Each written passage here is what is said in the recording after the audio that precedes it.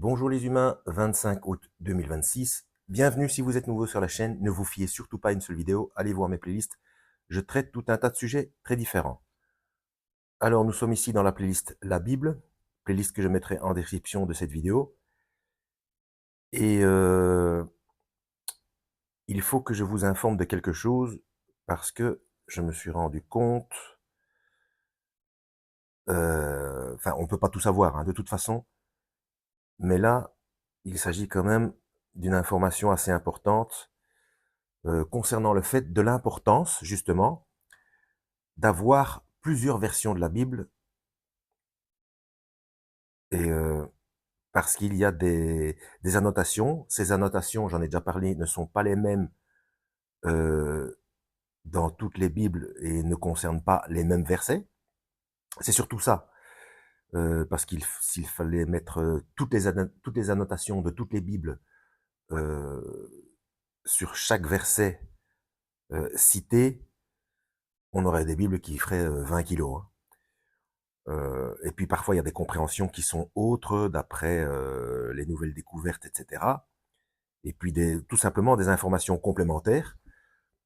Donc non pas qu'une annotation plus ancienne, même sur un même verset, soit fausse, mais que un autre œil ait compris quelque chose de plus et donc qui soit complémentaire. Donc pas forcément contradictoire. Ok. Donc je rappelle que les seules Bibles qui sont dangereuses car il y a un danger concernant l'accès à la vie éternelle, ce sont les éditions chinoises et et la Bible des témoins de Jéhovah, parce qu'il faut reconnaître le Christ pour ce qu'il est. Et dans la Bible des témoins de Jéhovah, c'est-à-dire la traduction du Monde Nouveau, le Christ est représenté comme quelqu'un d'autre que le Dieu suprême. Et pourtant, on dit quand même qu'il est Dieu, mais avec un D minuscule. Donc, ça fait déjà au minimum deux dieux, donc il y a polythéisme. Donc, ça ne va pas du tout, puisque dans Jean 8, je l'explique dans ma playlist La Trinité, hein, dans Jean 8, il s'approprie bien le tétragramme, et donc il faut reconnaître ce qu'il est. Hein. Parce que sans reconnaître ce qu'il est, en plus de son sacrifice évidemment, euh, si on ne croit pas à ça, c'est très très dangereux. D'accord. Bon, je vais vous montrer un exemple. Là, je faisais ma petite lecture journalière dans la Bible du Semeur. Je montre des exemples parfois euh, sur ma page Facebook. Hein. Euh, je vous ai déjà montré ça dans une autre vidéo. Vous voyez ici un petit exemple de lecture journalière. Donc c'est 2 chapitres, c'est entre 5 à 10 minutes par jour. Et donc je faisais ma lecture journalière et j'étais dans... Nous sommes le 25 aujourd'hui, 25 août 2026. 25 août, je lisais 2 Samuel 24. Et donc, comme il n'y a pas beaucoup à lire selon cet exemple-là de lecture journalière, comme ça va très vite, donc je m'étais astreint à lire systématiquement les petites annotations. Et ça fait plusieurs fois que je tombe sur le même type, la même précision, on va dire, d'annotation, que je me suis dit, bon sang, ça arrive quand même souvent dans cette Bible. Là, je suis dans la Bible du Semeur. Hein. Je dis, il va quand même falloir que j'en parle, parce que c'est important. Et pour ceux qui connaissent la chaîne, j'avais dit que pour moi, pour le moment, bon, j'ai pas accès à toutes les Bibles, hein, je n'ai pas d'Osterwald ni de Martin.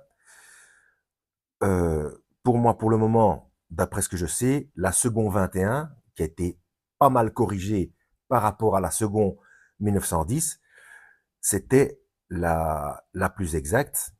Comme je le répète, à part la traduction du Monde Nouveau, donc des Témoins de Jéhovah et les éditions chinoises, à 95%, 95%, il n'y a pas de souci. Et ça donne bien la bonne information concernant le salut de l'âme, hein, l'accès à la vie éternelle. Et puis l'enseignement du Christ, etc., puis les prophéties et tout ce qu'on veut. Bref, il ne s'agit que de choses, de petites choses supplémentaires qui permettent parfois de mieux comprendre certains contextes ou d'avoir des petites informations supplémentaires. Mais c'est pas bien grave, hein, c'est pas bien grave. Mais ici, c'était quand même, on citait souvent, on cite quand même assez souvent dans cette Bible du semeur-ci.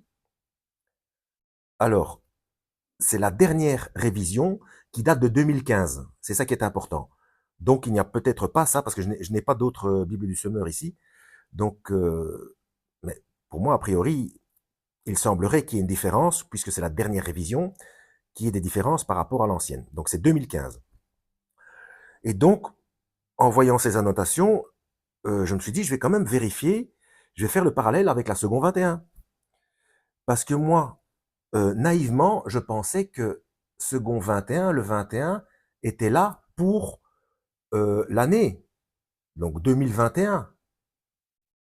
Et en fait, c'est pas ça. Apparemment, maintenant, je le comprends autrement, ce serait plutôt pour le 21e siècle. Parce que j'ai lu ici dans la seconde 21 que, alors, une seconde, hein, j'ai vu ça où? Voilà. Le texte biblique de la seconde 21 est une nouvelle traduction de la Bible, éditée pour la première fois en 2007. Donc c'est 8 ans avant la dernière révision de la Bible du semeur. Donc tout s'explique. Tout s'explique. Je vais vous donner un petit exemple. Donc je le répète, la seconde 21 est excellente. Hein. Et donc il est très intéressant d'avoir des Bibles qui sont basées sur les textes reçus, les textes massorétiques. Donc avant certaines choses qui ont été faites malheureusement pour les traductions modernes, avant les toutes dernières révisions, donc 2015 et 2007 dont je vous parle maintenant. Donc, Osterwald et Lamartine, c'était 1700 et des, et l'autre, je sais pas, mais bon, c'était plus juste par rapport à ça, avant qu'il y ait des petites choses qui n'allaient pas trop, notamment dans la seconde 1910, etc. Bon, bref, je vous donne un exemple. 2 Samuel 24, au verset 16. L'ange allait étendre sa main sur Jérusalem pour la dévaster, mais l'Éternel ne voulut pas ce malheur et y renonça. Il ordonna à l'ange qui était en train de crier, de décimer le peuple, cela suffit maintenant, retire ta main. L'ange de l'Éternel se tenait alors près de l'aire d'Orna, le Yébousien. Et dans la... Bon, à part qu'il est écrit le Jébusien, puis d'autres petites choses comme ça concernant les noms, mais ça, c'est pas très grave, hein, c'est la situation qui compte. Dans la seconde 21, c'est pareil. Et dans toutes les Bibles, j'ai regardé dans la Darby, etc., dans tout ce que j'avais ici, c'est pareil, ça s'arrête là. Tandis qu'ici, on a en plus, entre ciel et terre, son épée dégainée à la main. Donc, je vais voir la notation. Cette fin du verset 16 manque dans le texte hébreu traditionnel. Elle est restituée d'après le manuscrit hébreu de Qumran, ainsi que 1 Chronique 21, 15. Et c'est pas la première fois que je tombe sur une annotation qui parle des manuscrits de Qumran. 24, 18. 2 Samuel 24, 18. Pareil. Ce même jour, Gad se rendit auprès de David et lui ordonna, monte à l'aire d'Orna, le Yébousien, et dresse-y un autel à l'Éternel. 24, 18. Orna, donc le nom Orna, hein, donc c'est le nom de la personne qui était en haut du mont et qui vannait le blé là. Hein. Orna, d'après le texte hébreu de Qumran et l'ancienne version grecque, le texte hébreu traditionnel indique à Ravana et non pas Orna. Donc c'est pas très grave la différence du nom. Mais bon, ici ils mettent bien que le texte hébreu de Qumran et l'ancienne version grecque, le texte hébreu traditionnel à Aravna. Donc ici, voilà, l'ancien texte hébreu, euh, le texte hébreu traditionnel, excusez-moi, à Aravana, mais ici, comme ils ont eu l'information par rapport au texte hébreu de Qumran, ils ont mis donc le nom le plus ancien, Orna. Donc j'ai vérifié dans la seconde 21. C'est ça. Ce jour-là, Gad vint trouver David et lui dit, monte à l'aire de battage d'Aravana le Jébusien et érige un autel en l'honneur de l'Éternel.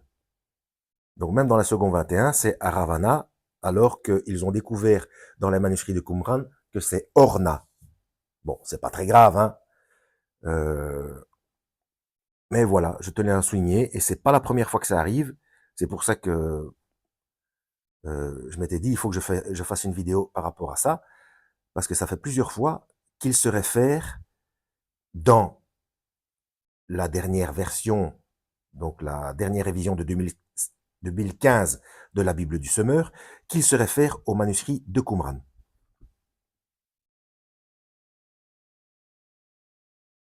Alors, toujours dans 2 Samuel 24, oula, ça fait déjà 12 minutes, j'espère qu'il n'y a pas de décalage sonore. Hein. Donc, 2 Samuel 24, au verset 20, dans la seconde 21, Aravna regarda en bas, et il vit le roi et ses serviteurs se diriger vers lui. Il sortit alors de l'air et se prosterna devant le roi, le visage contre terre. D'accord?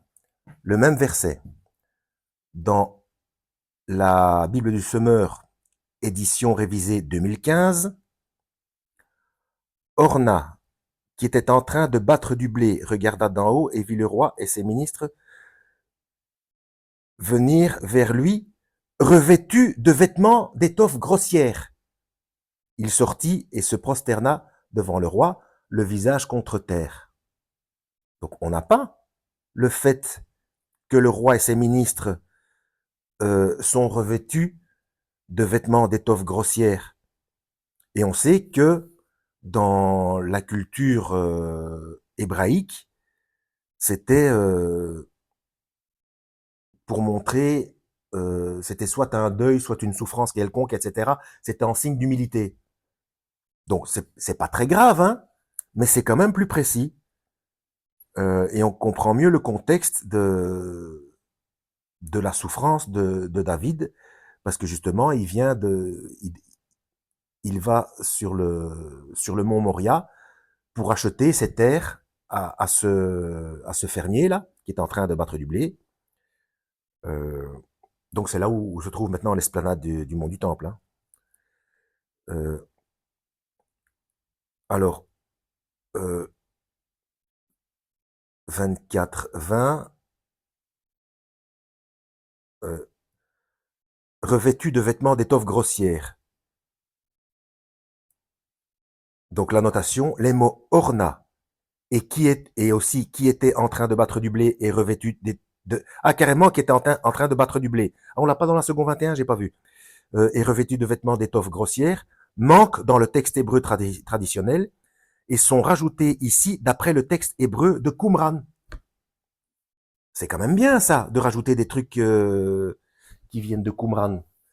Attendez, je revérifie. Donc, dans la seconde 21, il n'y a pas le fait qu'ils battent du blé. Aravana regarda en bas, il vit le roi et ses serviteurs se diriger vers lui. Il sortit alors de l'air et se prosterna devant le roi, le visage contre terre. Ben non, on n'a ni l'information qu'il est en train de battre du blé, ni que le roi et ses ministres étaient revêtus d'étoffes grossières. Donc je trouve que pour comprendre le contexte, c'est quand même intéressant. Alors, petite information supplémentaire, puisque moi je n'arrive pas à le faire. Et il y a 2 chaînes qui le font en mentionnant les mots ou les versets, et ou les versets, quand ils veulent expliquer quelque chose qui ne correspond pas tout à fait à ce qu'on a habituellement chez nous.